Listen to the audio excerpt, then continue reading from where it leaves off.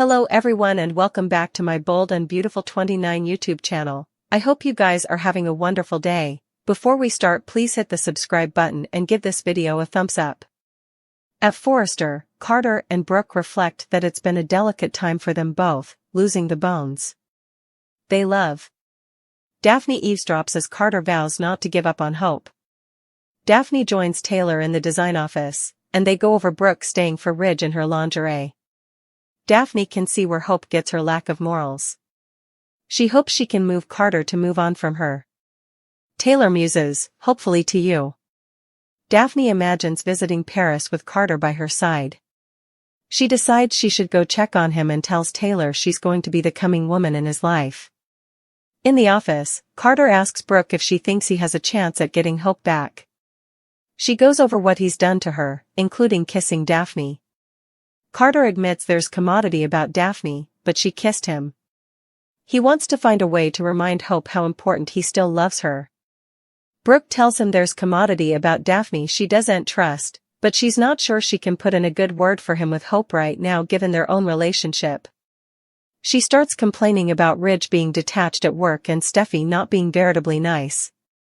She feels fully alone and insulated at Forrester.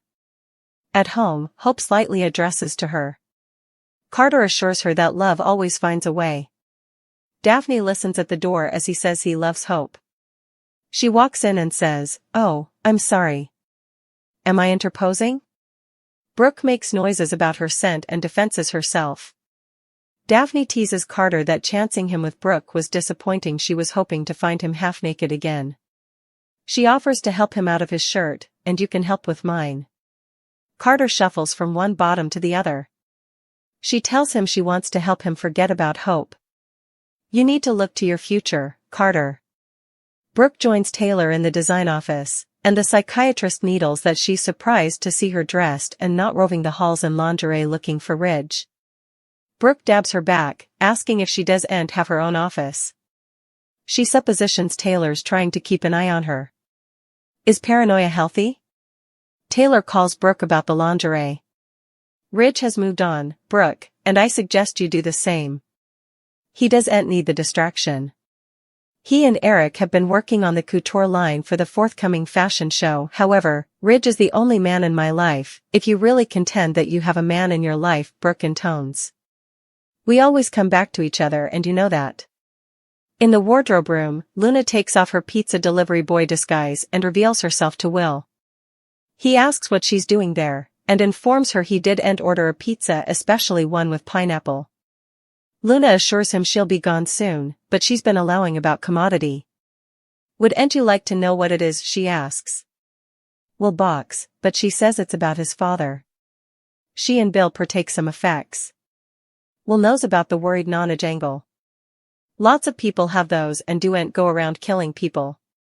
Luna says she's realized the person she has the most in common with is him. Will warns he wouldn't buy this, not like his father. Undeterred, Luan croons that she understands having a selfish and disregardful parent like Bill. We're not as different as you might suppose. Will tells her she doesn't know anything about him. Luna reads people well and sees how he looks at people. The only way he looks at her is as dangerous. Luna admits she eavesdropped him and his gal. Will's not shocked she was wiretapping. She offers to help him with his frustrations. Will says he'll stay until Electra's ready.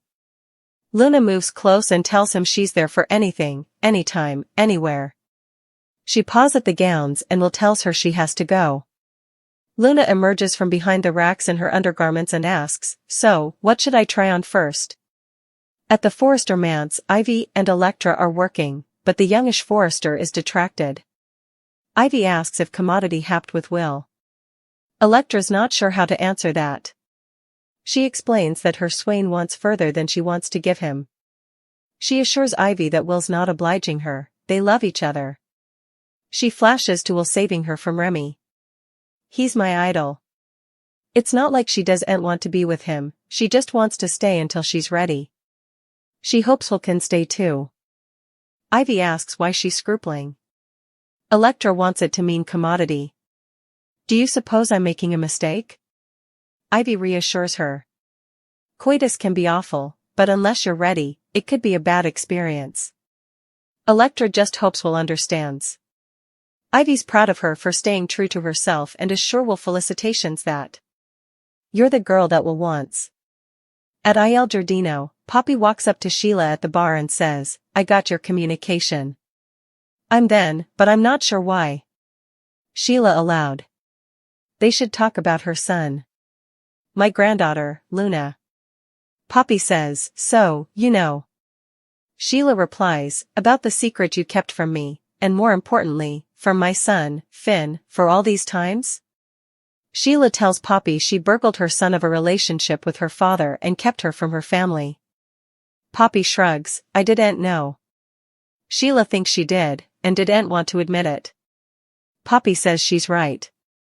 She knew, but didn't want to believe it. Luna was her son, and they didn't need anyone differently.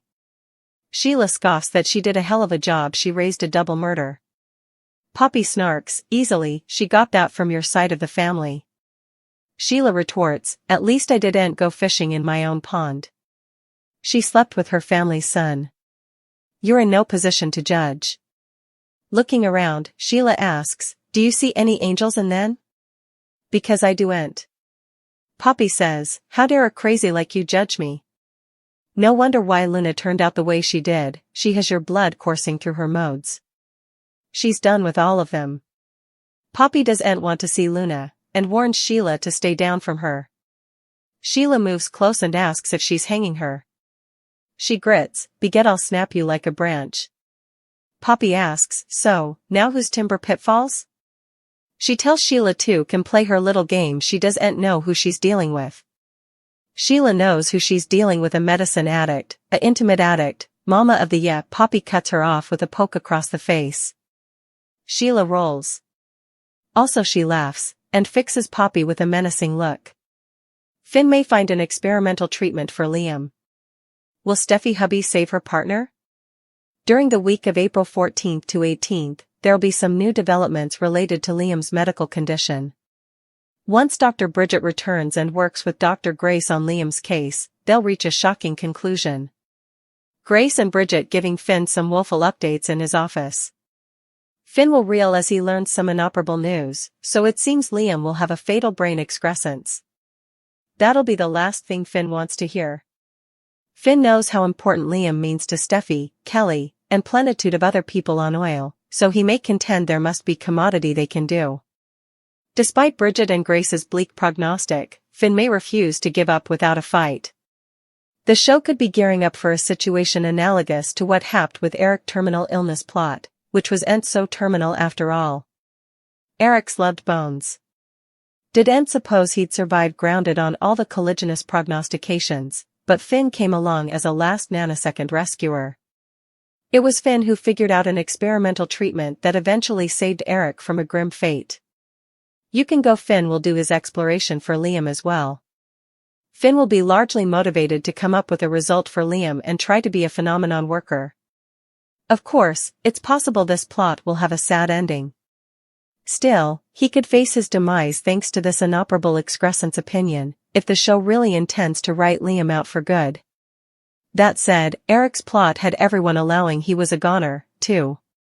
Since Eric still is alive and remonstrating despite all the terminal talk, we've no doubt that Liam could also be saved in the end. Still, Finn may formally again step up as an idol, if that happens. Will Finn come through for Liam when it counts and figure out an experimental treatment that saves his life? Finn will do everything he can to help Liam, so stay tuned to see if he'll be successful.